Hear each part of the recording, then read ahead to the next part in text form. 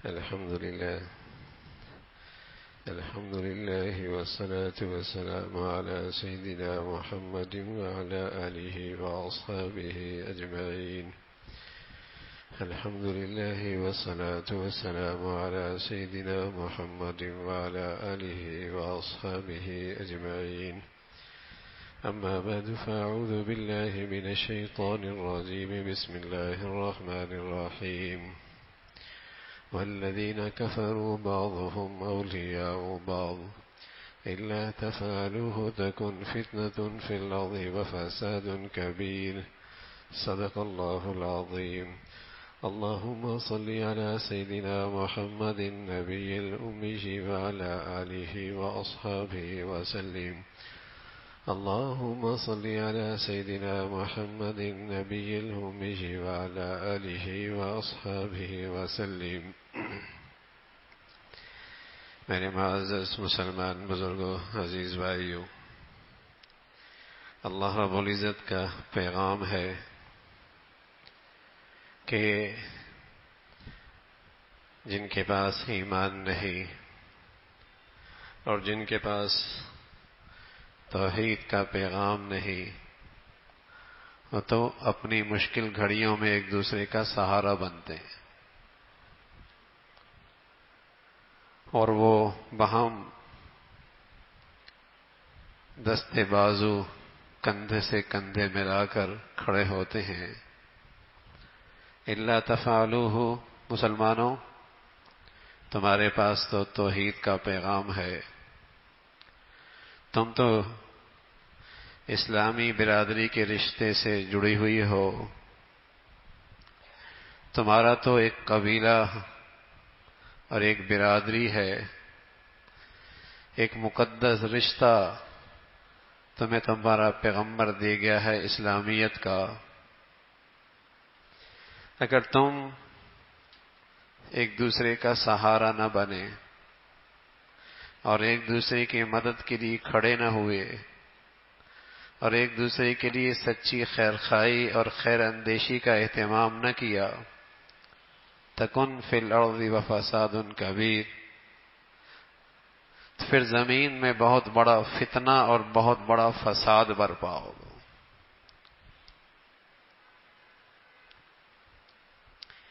یہ مقدس رشتہ جو اسلامیت کی شکل میں، اسلامی برادری کی صورت میں، امت مسلمہ کی شکل میں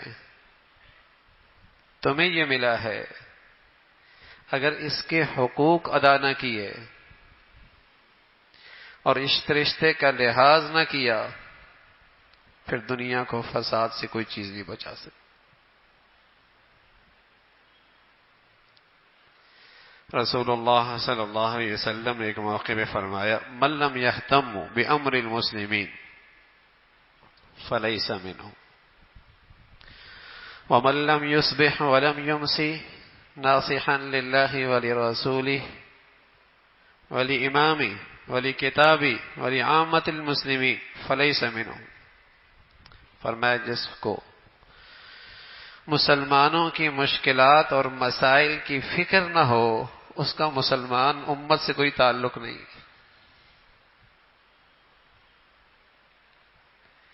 جس کو مسلمانوں کے مسائل پریشانیوں کا احساس نہ ہو، بے پرواہ ہو، فلیس منہ، اللہ کے نبی فرمان لگے اس کا اس امت سے کوئی تعلق نہیں. اور جس کی صبح شام یوں ہو رہی ہے کہ وہ اللہ کا اور اللہ کے رسول کا اور اللہ کی کتاب کا اور امام المسلمین کا اور عام مسلمانوں کا سچا وفادار اور خیر خواہ اور دور خیر اندیش مسلمانوں کا نہیں، فلیس منہ، اس کا بھی اس امت سے کوئی تعلق نہیں.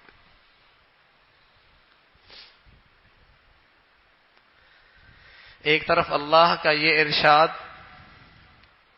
ایک طرف نبی کی یہ ہدایت، اور کس طرح مسلمانوں نے اپنے اللہ اور اپنے رسول کا یہ ارشاد پس پش ڈال رکھا ہے.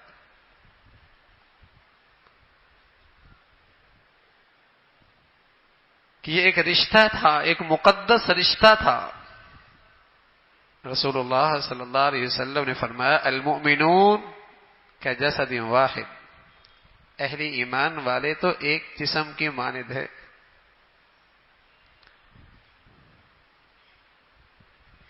یہ ایک جان اور جسم کا ایک وجود کا نام ہے.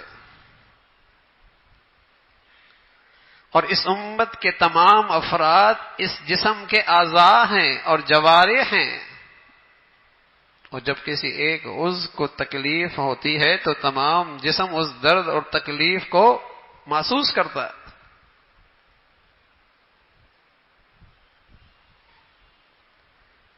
تو مسلمان کہیں مصائب میں گھرے ہوں، مسلمان کہیں تکلیف میں ہو، اور دوسرا مسلمان اس سے بالکل پرواہ ہو، یہ اسی وقت ہو سکتا ہے کہ جب جسم کے کسی حصے پہ فالج گر جائے تو وہ دوسرے حصے کی چبھن محسوس نہیں کرتا، اور جسم کے دوسرے حصے کی تکلیف محسوس نہیں کرتا، اور کسی دوسرے عضو کا درد کا اسے احساس نہیں ہوتا. فالج جو گرا ہوا ہے، جب اس کے ایمان اور اسلام پر نفس پرستی، وطن پرستی، قوم پرستی، لسانیت پرستی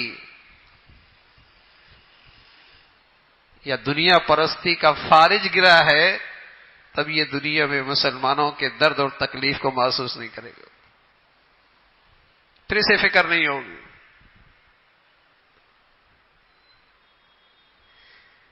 پھر یہ بے حس ہوگا،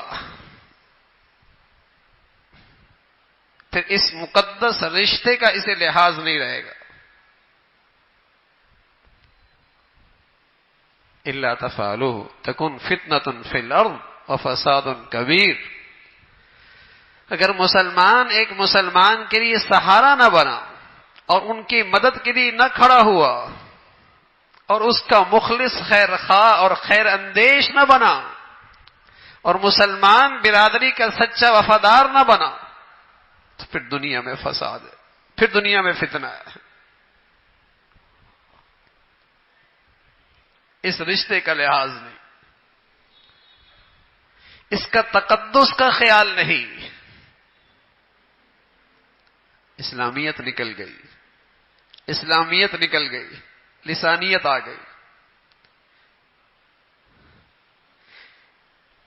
نسل کا وجود آگے آ گیا، قومیت کا وجود آگے آ گیا، رنگ نسل کا وجود، اس کی اہمیت بڑھ گئی، اسلامیت نکل گئی.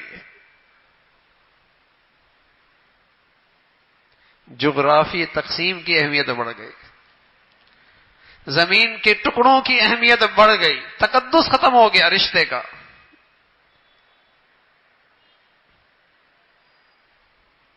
اللہ رب العزت فرما رہا ہے یہ اس امت کی پستی کا نام ہے،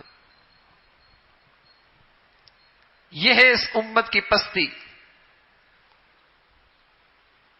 اس کی ایک قوت تھی، اس کی ایک طاقت تھی، اس کا ایک عروج تھا، اس کی ایک عزت تھی، وہ سب اس رشتے کی وہ دولت تھی. وَلَا تَهِنُوا وَلَا تَحْزَنُوا وَأَنْتُمُ الْأَعْلَوْنَ إِن كُنتُم مُؤْمِنِينَ. غم نہ کرو، ہمت نہ ہارو، غم نہ کرو، ہمت نہ ہارو، سر بلند تم ہی رہو گے.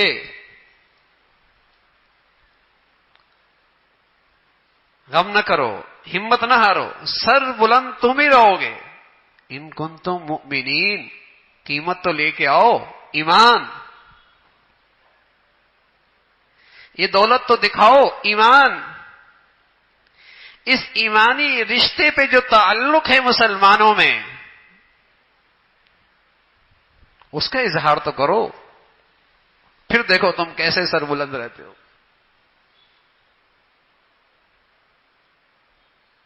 ماضی میں مسلمانوں کی جب مردم شماری ہوئی 500 700، دوسری مردم شماری 1200 یا 1500، لیکن سبحان اللہ وہ تعداد تھوڑی تھی لیکن یکجان تھے، ایک جسم کی مانند تھے. اور دنیا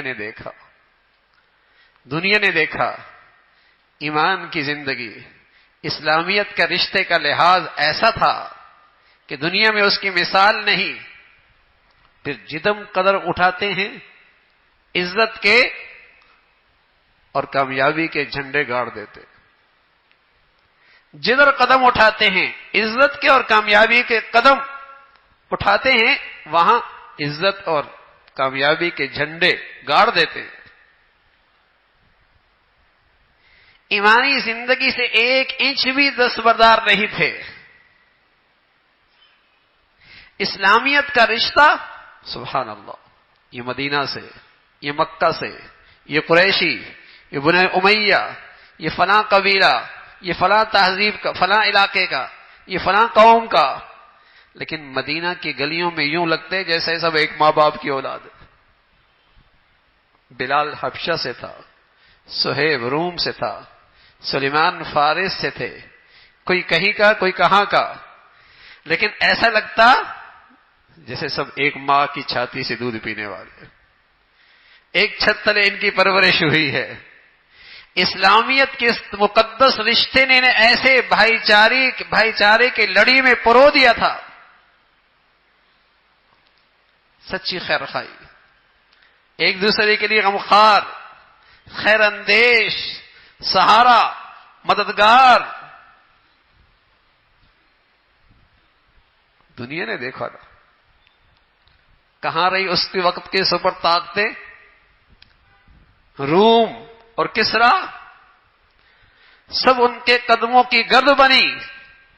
ایمان تھا اور ایمانی رشتے کا لحاظ تھا. ہم سمجھیں نہ سمجھیں، باطل خوب سمجھتا ہے کہ اس امت کی طاقت کا اصل وزن اس کا اسلامیت پہ آنا اور اسلامی رشتے کا تقدس اور اس کا خیال کا پیدا ہونا ہے. ہم سمجھیں نہ سمجھیں، اہل باطل نے، جس نے اس اسلامی زندگی سے شکست کھائی ہے، وہ خوب جانتا ہے اگر اس قوم کو عزت اور سعادت کے قدموں سے پیچھے رکھنا ہے، منزل سے پیچھے رکھنا ہے، تو اس کو اسلامیت سے محروم کر دو اور اس اسلامی رشتے کے تقدس سے محروم کر دو کہ ٹکڑوں میں بڑھ جائے، گروہ میں بڑھ جائے، تقسیم در تقسیم ہو جائے. تو رسول اللہ صلی اللہ علیہ وسلم کی طرف سے ہدایت ہے کہ من لم یہتم بامر المسلمین فلیس منہم. جس کو مسلمانوں کے مصائب کا، حالات کا، مصائب کی فکر نہیں، اس کا اس امت سے کیا تعلق؟ ایسا بھی ہو سکتا ہے کہ سر میں درد ہو اور جسم کا بقیہ اعضاء اس سے بے پرواہ ہو. ایسا بھی ہو سکتا ہے جسم کا ایک عضو تکلیف میں ہو اور دوسرا اعضاء اور جوارح سکون سے رہیں. ایسا کیسے ہو سکتا ہے؟ یہ مبارک رشتہ ہے میرے عزیزوں. وہ اس مسلم کے بدخواہ ہیں، وہ اس امت کے دشمن ہیں، وہ مسلمانوں کو پستی اور ذلت کی طرف لے کے جاتے ہیں، جو مسلمانوں میں نفرتوں کا بیج بولتے ہیں، مسلمانوں میں تقسیم کو فروغ دیتے ہیں. وہ حقیقت میں اس امت کے دشمن ہیں، مسلمانوں کے عزت کے دشمن ہیں، وہ حقیقی بدخواہ ہیں جو رسول اللہ صلی اللہ علیہ وسلم کی اس مبارک تعلیمات سے مسلمانوں کو دور رکھتے ہیں. یہ تو ایک اخوت کا رشتہ مسلمانوں کے پاس. اور سچ یہ ہے کہ اگر آج دنیا میں مسلمان کے لیے کھڑا ہوتا تو اسے کفار کے قدموں میں ذلیل اور رسوا ہونے کی ضرورت نہیں تھی. یہ بیکاری ان کے قدموں میں جا کے نہ بنتا، لیکن انہوں نے پہلے تقسیم کیا، ٹکڑوں میں تقسیم کیا، اور مسلمان اس نادانی میں وہ کرگ بیٹھا جو ان کی منشا اور چاہت تھی، اور آج وہ اسے ہر قدم پہ ذلیل اور رسوا کرتا. مسلمان اتنی بڑی طاقت روئے زمین پر، اتنی بڑی طاقت مسلمانوں کی نہیں تھی. اتنے زمین کے ٹکڑوں پہ جہاں ان کے ملکوں کے جھنڈے لہرا رہے ہیں، جو خزانے ان کے پاس ہیں، اس کا ماضی میں تصور نہیں تھا. لیکن ایسا ہے جیسے چھلکا ہو اور گیری نہ ہو، چھلکا ہو اور بیچ میں مغز نہ ہو. جسم ہے، مردم شماری میں، تعداد میں، گنتی میں مسلمان ہے، لیکن اندر روح نہیں ہے اسلامیت کی. اندر وہ ایمان کا مغز نہیں ہے، بے جان ہے، بے روح ہے، سر سے لے کر پاؤں تک لگتی نہیں یہ مسلمانیت کے سانچے میں ہیں. یہ تو اوقات مسلمانوں کے لیے دھبا لگتے ہیں، رسوائی اور شرمندگی کا باعث بنتے ہیں. تو اسلامیت، اسلام اور اسلامیت کا رشتہ، یہ اس امت کی اصل طاقت ہے. یہ اصل اس امت کا عروج کا قدم ہے. تو میرے عزیزو، جائزہ احتساب اپنی نبی کے اس ارشاد کا اپنی نظروں میں ہمیشہ اپنی نظروں کے سامنے رکھیں کہ مسلمان وہ اپنے مسلمان بھائی کا خیر خواہ ہوتا ہے، جو اس سے بن پاتا ہے. اور کچھ بھی نہیں بن پاتا تو دعائیں تو کر سکتا ہے نا، بے چین ہو کے دعائیں تو کر سکتا ہے نا، اللہ کے سامنے گڑ گڑا تو سکتا ہے نا. میں آپ کو اللہ کے نبی کا ایک حدیث، ایک ارشاد سناتا ہوں. حضور علیہ الصلوۃ والسلام کے حذیفہ فرمانے لگے کہ اللہ کے نبی نے بتایا کہ اللہ کہتا ہے انا اللہ، میں اللہ ہوں، میں اللہ ہوں، اور میں بادشاہوں کا حاکم ہوں،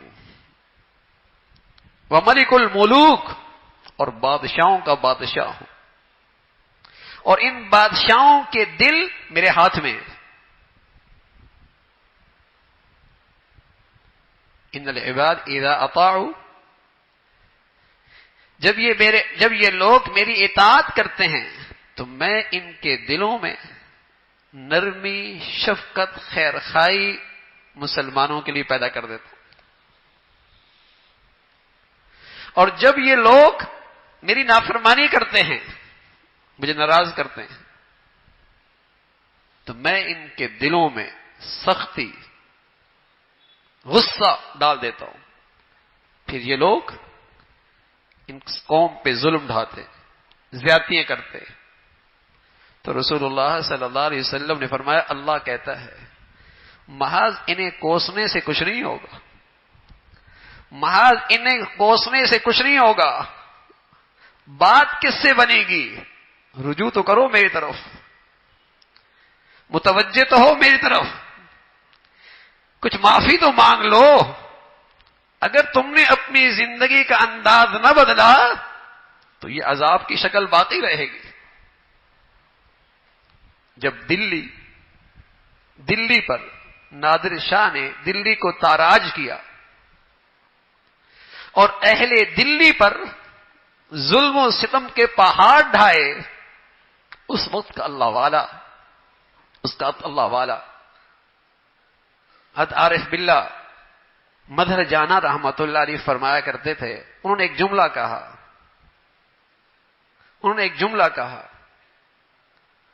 اور جملہ یہ کہا شامت اعمال ما بصورت نادر گرفت. میرے اعمال کی شامت ہے کہ آج اس کا نتیجہ میرے سامنے نادر شاہ کے صورت میں ہے. اس کی صورت میں آج اللہ نے مجھ پہ عذاب مسلط کیا ہے. تو بسا اوقات میرے عزیزوں ظاہری شکل کچھ اور ہوتی ہے، لیکن حقیقی اور باطنی اسباب وہ انسان کی بدعمالیاں ہوتی ہیں. قومی سطح پہ اللہ کی طرف رجوع ہو. تو میرے عزیزوں راستہ نجات کا، راستہ ترقی کا، راستہ حفاظت کا، راستہ عزت کا اسلامی زندگی میں ہے، اسلامیت کے اس رشتے میں ہے. اللہ رب العزت ہمیں نعمتوں کی قدردانی نصیب فرمائے اور اس مقدس رشتے کی حفاظت اور اس کا تقدس نصیب فرمائے. وآخر دعوانا الحمدللہ رب العالمین.